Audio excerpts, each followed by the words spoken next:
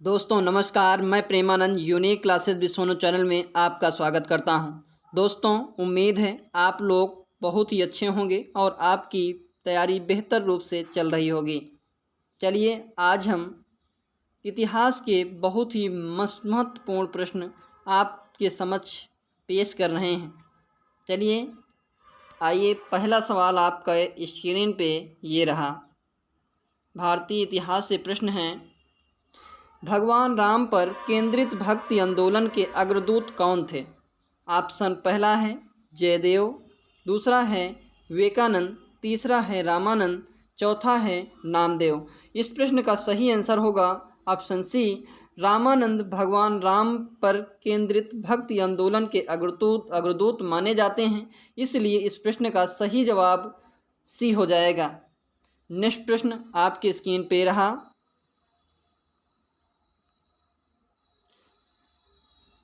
भगवान महावीर स्वामी को मोक्ष कहाँ प्राप्त हुआ था?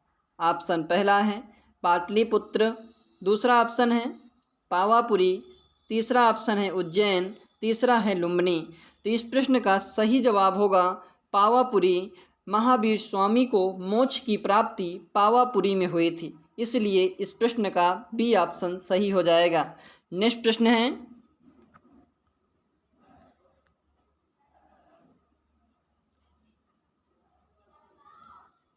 भारत में प्रथम मुगल सम्राट कौन थे? ऑप्शन पहला है जहांगीर, दूसरा है बाबर, तीसरा है हुमायूं, चौथा है अकबर। तो इस प्रश्न का बी ऑप्शन सही होगा।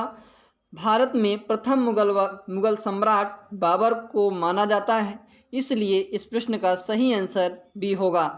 नेक्स्ट प्रश्न आपके स्क्रीन पे रहा।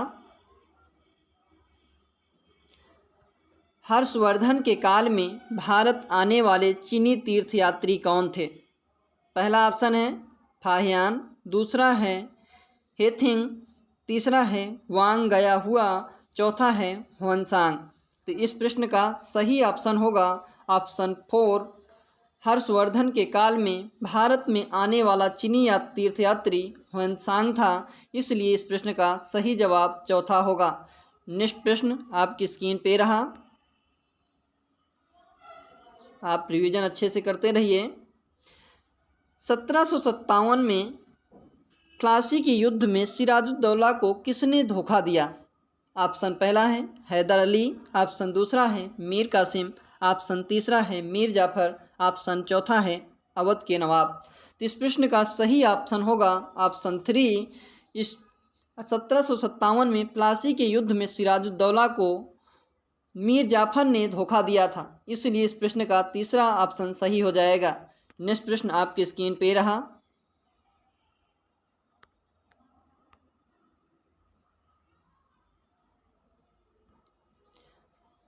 आज का छठा प्रश्न है, राष्ट्रीय संघर्ष के दौरान प्रसिद्ध समाचार पत्र केसरी के संस्थापक या संपादक कौन थे?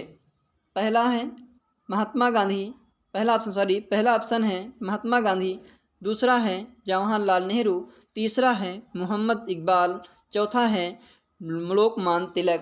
तो इस प्रश्न का सही ऑप्शन होगा लोकमान्य तिलक ने ही राष्ट्रीय संघर्ष के दौरान प्रसिद्ध समाचार पत्र केसरी के संपादक थे, इसलिए इस प्रश्न का डी ऑप्शन सही हो जाएगा। नेक्स्ट प्रश्न है, बंगाल का विभाजन कब हुआ था? सातवां क्वेश्चन है, बंगाल का विभाजन कब हुआ था? ऑप्शन है 15 अक्टूबर 1905, 15 नवंबर 1905, 15 सितंबर 1905, 15 अगस्त 1905। तो इस प्रश्न का पहला ऑप्शन सही हो जाएगा। 15 अक्टूबर 1905 को बंगाल का विभाजन हुआ था, इसलिए इस प्रश्न का ए ऑप्शन सही होगा। चलिए आगे बढ़ते हैं नेक्स्ट प्रश्न की ओर। आज का 8वां प्रश्न आपके स्क्रीन पे रहा। भारत में गर्म दलित आंदोलन का पिता किसे माना जाता है? ऑप्शन है लाल बहादुर शास्त्री, बाल गंगाधर तिलक, बिपिन चंद्र पाल, सुभाष चंद्र बोस। तो इस प्रश्न का सही ऑप्शन होगा ऑप्शन बी, बाल गंगाधर तिलक को भारत में गर्म दलित आंदोलन का पिता माना जाता है, इसलिए इस प्रश्न का बी ऑप्शन सही हो जाएगा। नेक्स्ट प्रश्न है, जलियांवाला बाग हत्याकांड कब हुआ था? 9वां प्रश्न है, जलियांवाला बाग हत्याकांड कब हुआ था? ऑप्शन है 21 अप्रैल 1857 को, 23 मार्च 1922 को, 5 जनवरी 1842 को, 13 अप्रैल 1919 को। इस प्रश्न का डी ऑप्शन सही होगा। जलियांवाला बाग हत्याकांड 13 अप्रैल 1919 ईस्वी को हुआ था, इसलिए इस प्रश्न का डी ऑप्शन सही हो जाएगा। नेक्स्ट प्रश्न है,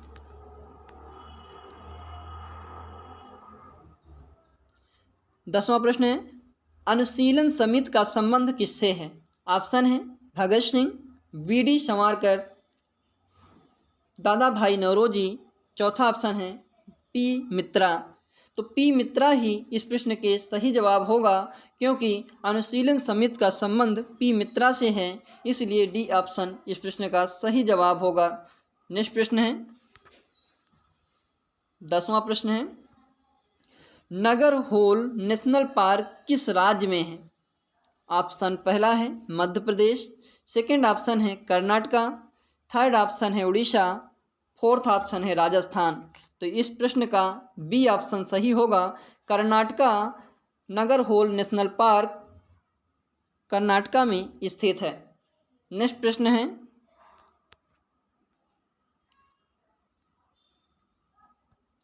राष्ट्रीय वन अनुसंधान संस्थान कहाँ है? ऑप्शन है मसूरी, नेक्स्ट ऑप्शन है नई दिल्ली, सी ऑप्शन है नागपुर, डी ऑप्शन है देहरादून। तो इस प्रश्न का डी ऑप्शन सही होगा। देहरादून में ही राष्ट्रीय वन अनुसंधान संस्थान स्थित है, इसलिए इस प्रश्न का डी ऑप्शन सही हो जाएगा। नेक्स्ट प्रश्न है, भारतीय मरुस्थल को क्या कहा जाता है? भारतीय मरुस्थल को क्या कहा जाता है? ऑप्शन है गोबी, दूसरा ऑप्शन है सहारा, थर्ड ऑप्शन है थार, चौथा ऑप्शन है अटाकामा। तो इस प्रश्न का थर्ड ऑप्शन सही हो जाएगा। थार भारतीय मरुस्थल को थार कहा जाता है या थार मरुस्थल कहा जाता है, इसलिए इस प्रश्न का थर्ड ऑप्शन सही हो जाएगा। नेक्स्ट प्रश्न है, 14वां प्रश्न है, विश्व का सबसे बड़ा डेल्टा कौन सा है? ऑप्शन है Sundarban, Amazon basin, Greenland, Congo basin. इस प्रश्न का पहला ऑप्शन सही होगा। सुंदरवन विश्व का सबसे बड़ा डेल्टा माना जाता है, इसलिए इस प्रश्न का पहला ऑप्शन सही होगा। नेक्स्ट प्रश्न है, नर्मदा नदी का उद्गम निम्नलिखित में से कौन सा है? ऑप्शन है सतपुड़ा, सेकंड ऑप्शन है ब्रह्मगिरी, थर्ड ऑप्शन है अमरकंटक, फोर्थ ऑप्शन है पश्चिमी घाट की ढलान। इस प्रश्न का सही जवाब होगा अमरकंटक। नर्मदा नदी का उद्गम अमरकंटक से होता है, इसलिए इस प्रश्न का थर्ड ऑप्शन सही होगा। नेक्स्ट प्रश्न है,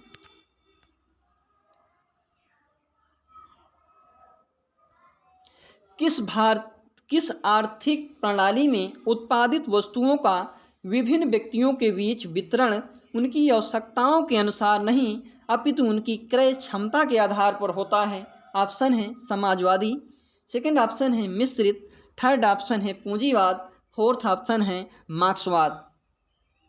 इसलिए इस प्रश्न का थर्ड ऑप्शन सही होगा, क्योंकि पूंजीवाद ही आर्थिक प्रणाली में उत्पादित वस्तुओं को विभिन्न व्यक्तियों के बीच वितरण एवं उनकी आवश्यकताओं के अनुसार उनके क्रय क्षमता के आधार पर किया जाता है, इसलिए इस प्रश्न का सही ऑप्शन होगा थर्ड।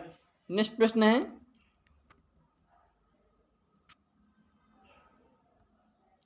संपत्ति के अधिकार को किस संविधान संशोधन द्वारा हटा दिया गया?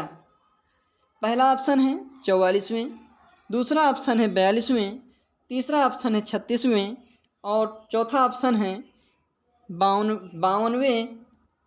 तो इस प्रश्न का सही जवाब होगा 44वें संशोधन द्वारा संपत्ति के अधिकार को संविधान के संशोधन में इसको हटा दिया गया है। तो इस प्रश्न का ए ऑप्शन सही हो जाएगा। नेक्स्ट प्रश्न है, स्वतंत्र भारत के पहले भारतीय गवर्नर जनरल कौन थे? ऑप्शन है चक्रवर्ती राजगोपालाचारी, दूसरा ऑप्शन है सच्चिदानंद सिन्हा, यहाँ गलत टाइपिंग हो गई है, लॉर्ड माउंटबेटन और चौथा ऑप्शन है डॉक्टर राजेंद्र प्रसाद। तो इस प्रश्न का पहला ऑप्शन सही होगा।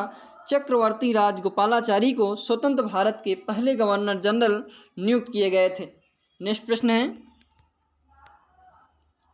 मंत्रिपरिषद सामूहिक रूप से किसके प्रति उत्तरदायी है? ऑप्शन है लोकसभा, राष्ट्रपति, राज्यसभा और प्रधानमंत्री। तो इस प्रश्न का सही जवाब होगा लोकसभा के प्रति मंत्रिपरिषद सामूहिक रूप से उत्तरदायी होती है, इसलिए लोकसभा इस प्रश्न का सही जवाब हो जाएगा। नेक्स्ट प्रश्न है, वह दर जिस पर रिजर्व बैंक वाणिज्यिक बैंकों को लोन देता है। ऑप्शन है विनिमय दर, सेकंड ऑप्शन है रेपो दर, थर्ड ऑप्शन है रिवर्स रेपो दर और फोर्थ ऑप्शन है प्राथमिक उधार दर। तो इसलिए इस प्रश्न का सही जवाब होगा बी ऑप्शन, रेपो दर पर ही रिजर्व बैंक वाणिज्यिक बैंकों को लोन देता है, इसलिए इस प्रश्न का बी ऑप्शन सही होगा। नेक्स्ट प्रश्न है, सेवा क्षेत्र अर्थव्यवस्था के किस क्षेत्र को कहा जाता है? ऑप्शन है ए प्राथमिक, बी ऑप्शन है द्वितीयक, सी ऑप्शन है तृतीयक और डी ऑप्शन है चतुर्थक। सेवा क्षेत्र अर्थव्यवस्था के चतुर्थ क्षेत्र को कहा जाता है। सेवा क्षेत्र अर्थव्यवस्था में चतुर्थ क्षेत्र को सेवा क्षेत्र कहा जाता है, इसलिए इस प्रश्न का चौथा ऑप्शन सही होगा। नेक्स्ट प्रश्न आपकी स्क्रीन पे रहा, निम्नलिखित में से कौन भारतीय अर्थव्यवस्था में द्वितीय क्षेत्र के अंतर्गत आता है? पहला ऑप्शन है कपड़ा उद्योग, दूसरा ऑप्शन है वस्तुओं का परिवहन, तीसरा ऑप्शन है कपास का उत्पादन, चौथा ऑप्शन है बैंकिंग। कपड़ा उद्योग ही भारतीय अर्थव्यवस्था में द्वितीय क्षेत्र के अंतर्गत आता है, इसलिए इस प्रश्न का सही जवाब पहला ऑप्शन सही हो जाएगा। नेक्स्ट प्रश्न आपकी स्क्रीन पे रहा, निम्नलिखित में से कौन एक प्रगतिशील कर का उदाहरण है? ऑप्शन ए उत्पाद शुल्क, ऑप्शन बी चुंगी, ऑप्शन सी आयकर, ऑप्शन डी गृह कर। तो इस प्रश्न का सही जवाब होगा आयकर। आयकर ही प्रगतिशील कर का एक उदाहरण है, इसलिए इस प्रश्न का थर्ड ऑप्शन सही हो जाएगा। नेक्स्ट प्रश्न आपकी स्क्रीन पे रहा, यहाँ से हमारे प्रश्न की श्रृंखला समाप्त होती है। आई होप हमारा वीडियो आपको पसंद आया होगा। यदि हमारे चैनल पे नए हैं तो प्लीज़ हमारे चैनल को सब्सक्राइब करें, लाइक करें और शेयर करना ना भूलें। Thank you. जय हिंद, जय भारत।